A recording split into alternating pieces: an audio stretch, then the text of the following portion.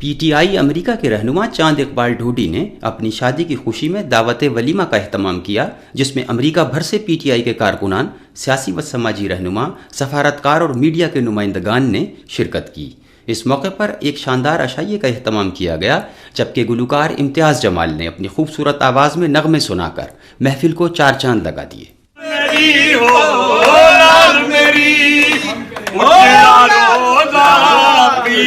तेरा हो उजड़ा रोजा पीरा तेरा हो हेठ वगे दरिया बला झूलेलाल हो हेठ वगे दरिया बला झूलेलाल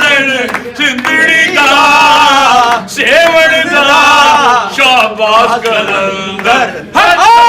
मस्त कलंदर मस्त कलंदर अली दा पहला नंबर ओ लाल मेरी ओ लाल मेरी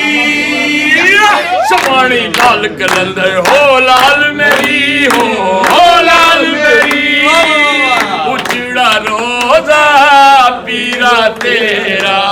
उठ वगे दरिया बला